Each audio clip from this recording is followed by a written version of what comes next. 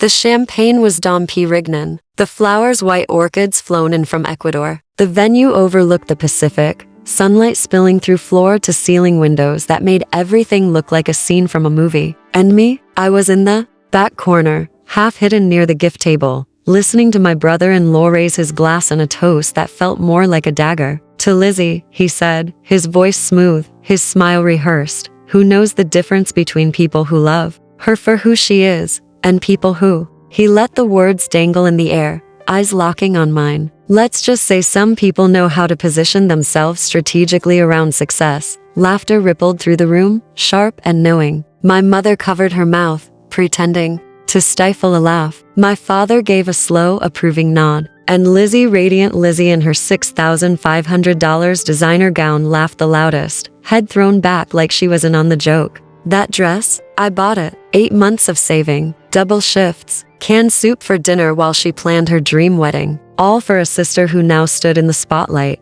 wearing my sacrifice like a crown. My name is Joanne. I'm 32. And I've been quiet for long enough, if you believe silence can speak louder than words." Subscribe to Revenge with Susie. It helps me reach more people and keeps me going to bring you more stories like this. And tell me in the comments, would you have done anything differently? It started 3 years ago at Sunday dinner. Mom had made her famous pot roast, and we were all gathered around the table: me, Lizzie, our parents, Uncle Frank, and his wife Carol. Lizzie was going through what she called her dating phase, which meant a different guy every few months, each one seemingly wealthier than the last. She'd just started seeing Marcus, who drove a Tesla and worked in tech. "So Marcus took me to that new place downtown," Lizzie was saying, cutting her meat with delicate precision. "The one with the Michelin star? The wait list is usually 6 months, but he knows the owner." Uncle Frank leaned back in his chair, beer in hand. "Sounds expensive." "Well," Lizzie giggled,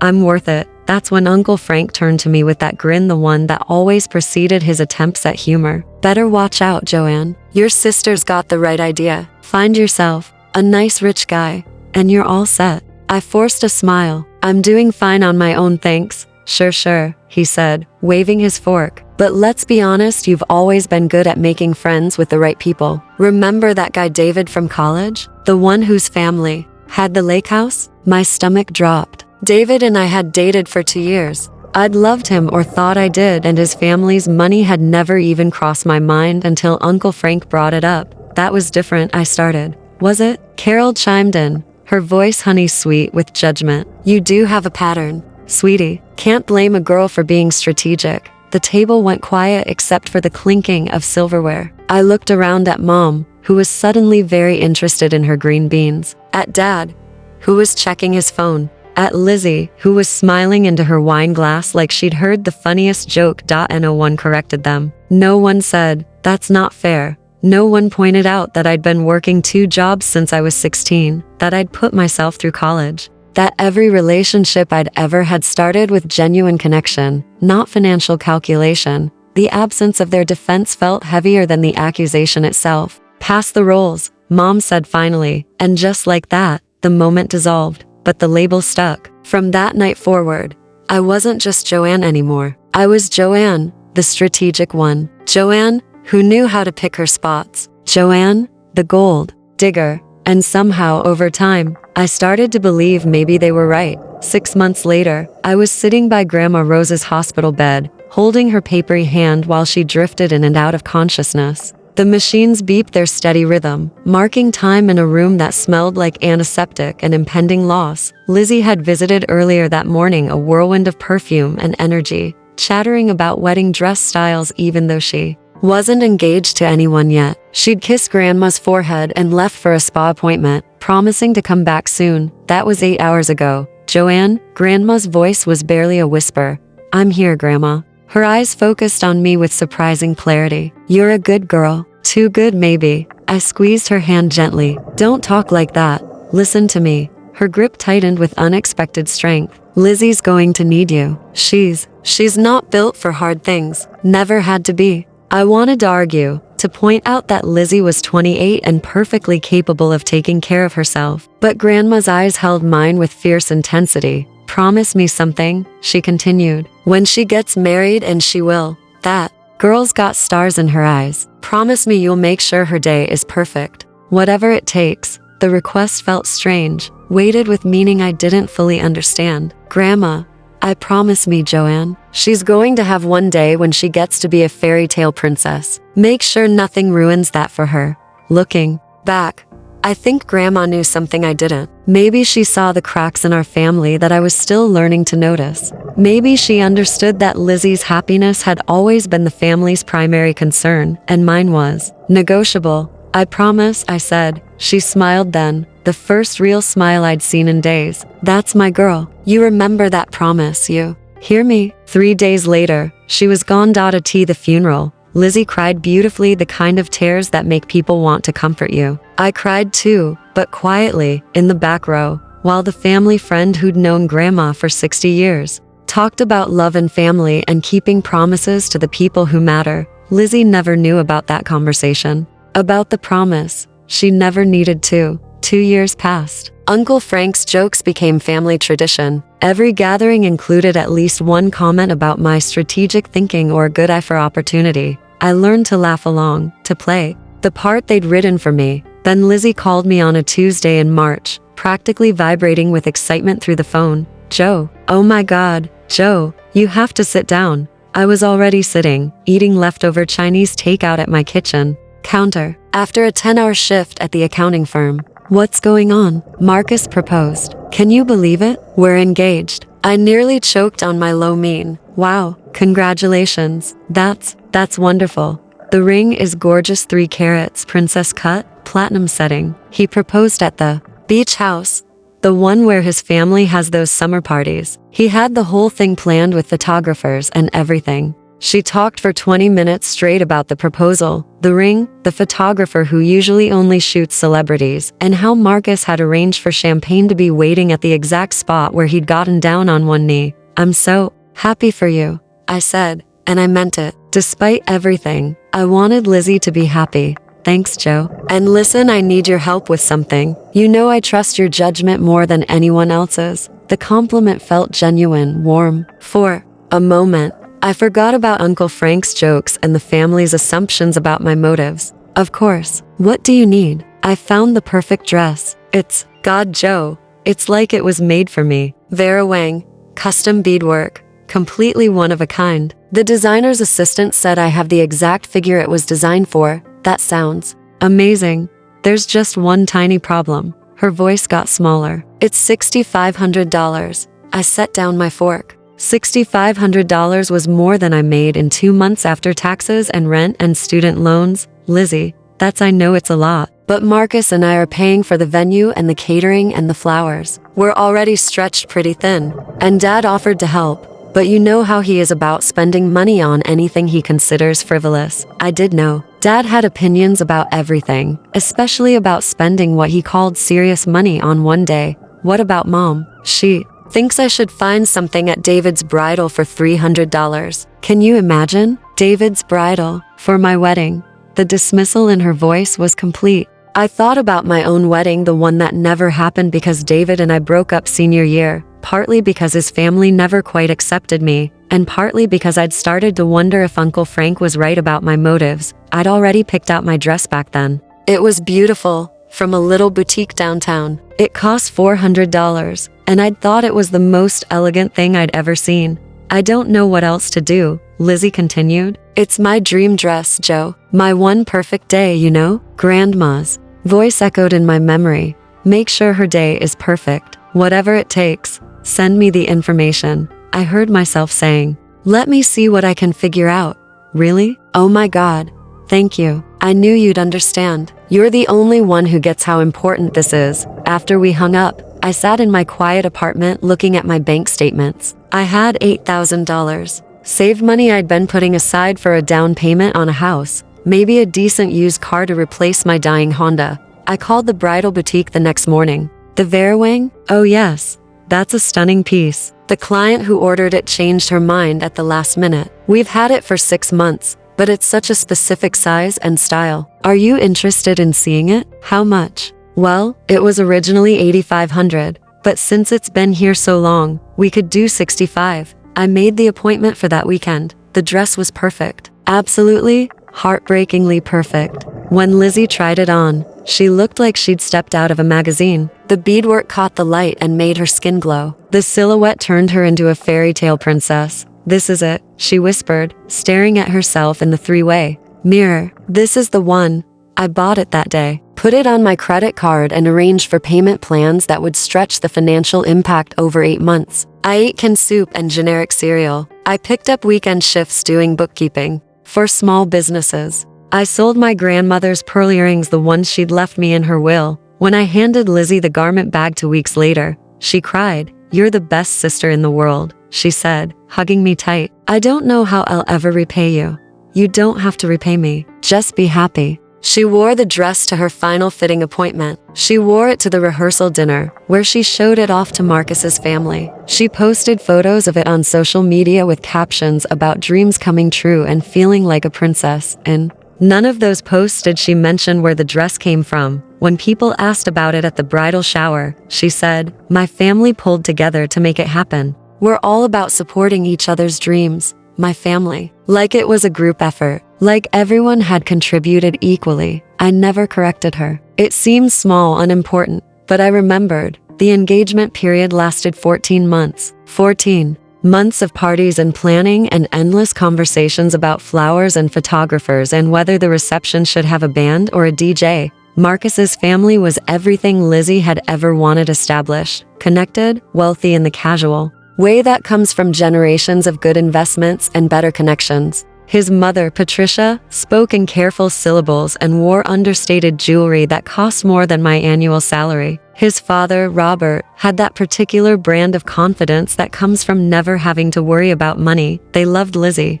immediately. She fit into their world like she'd been born for it, laughing at the right jokes, asking interested questions about their charity work, remembering the names of their friends' children. The engagement party held at the country club where Marcus's family had been members for 30 years. I watched her work the room like a professional politician. She remembered that Mrs. Henderson's grandson had just started at Yale, that the Johnsons had recently returned from their anniversary trip to Tuscany, that Dr. Martinez collected vintage wines. "Your sister is delightful," Patricia told me, finding me by the appetizer table. "So charming and well-mannered. We're thrilled Marcus found someone so appropriate." The word landed with careful precision. Appropriate. Not lucky. Not wonderful. Not perfect. Appropriate. "She's great." I agreed. "And you work in accounting, is that right?" "Financial consulting. I help small businesses with their books." "How practical." Patricia's smile was polished and distant. "It's nice that Lizzie has family who understand the importance of practical matters." I was being categorized, filed away in the mental folder labeled serviceable but unremarkable. I was the sister who handled practical matters while Lizzie handled being delightful. The conversation moved on to safer topics: the weather, the venue, how beautiful everything looked. But I caught Patricia's eyes following me throughout the evening, not with curiosity but with the careful attention of someone making sure the help knew their place. Later that night, Uncle Frank cornered me by the bar. He'd had several drinks and was feeling philosophical. "You've got to hand it to your sister," he said, gesturing toward Lizzie, who was surrounded by a cluster of Marcus's college friends. "She really knows how to land on her feet. She's happy. That's what matters." "Oh, she's more than happy. She's set for life. Smart girl." He took another sip of his whiskey. "Course, it helps when you've got someone like you handling the background stuff, the practical details, someone who knows how to make things work behind the scenes." The compliment felt backhanded, edged with the same assumption that had been following me for years. I was useful. I was practical. I made things work so that Lizzie could be delightful. "I just want her to be happy," I said. Sure. But let's be honest, you to make a good team. She's got the charm.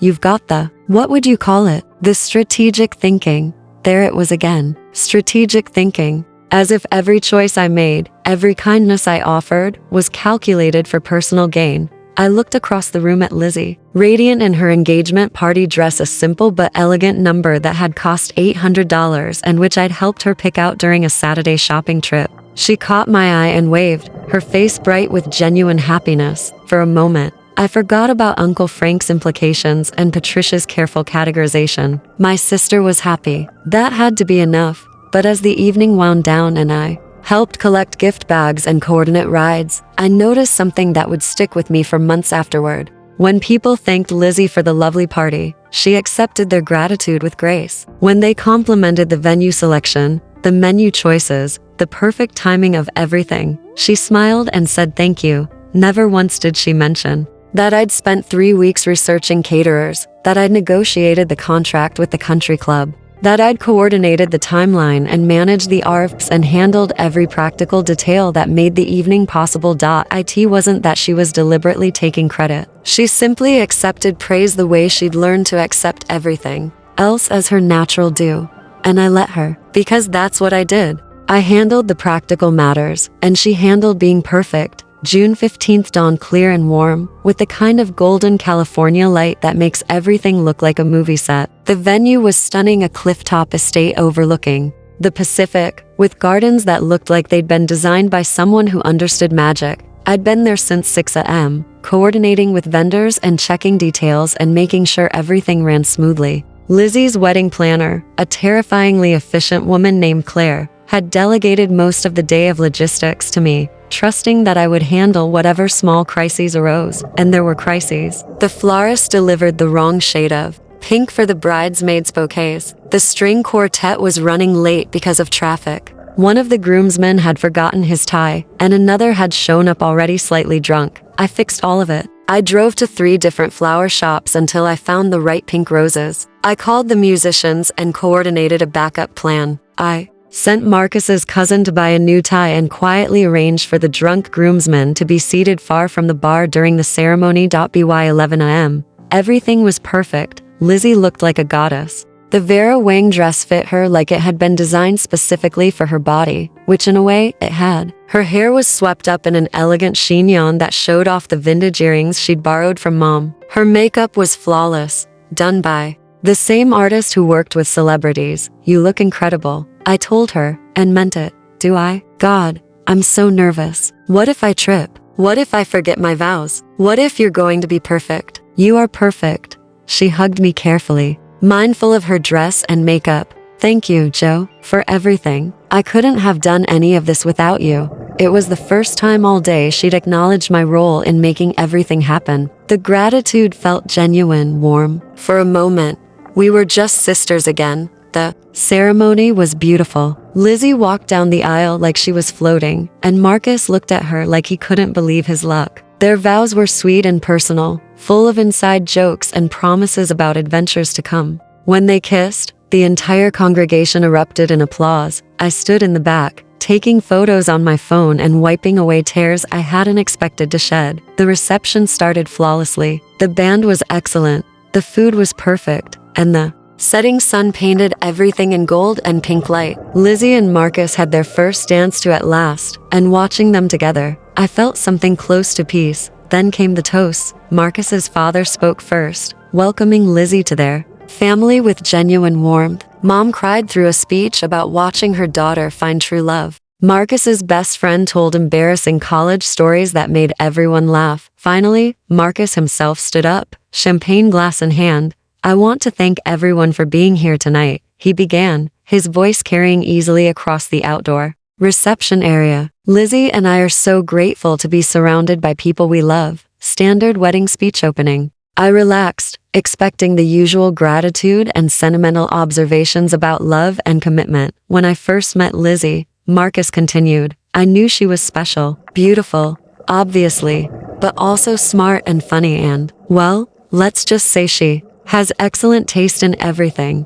Laughter rippled through the crowd. I smiled, proud of my sister. She knows quality when she sees it. In restaurants, in clothes, in. He paused, his eyes scanning the crowd until they found mine. In people, Lizzie has always been good at surrounding herself with the right kind of people. People who can enhance her life in meaningful ways. Something cold settled in my stomach. Now, some people might call that strategic thinking, Marcus continued, his tone light but pointed. Some people might say she knows how to position herself well, but I prefer to think of it as wisdom. Lizzie understands that life is about making smart choices, about recognizing opportunities, about, he raised his glass higher, about knowing the difference between people who love you for who you are and people who love what you can do for them. The reception fell silent except for the sound of waves crashing below the cliff. Marcus's eyes were still on me, and his smile was sharp as glass. So here's to Lizzie, who's always known her worth,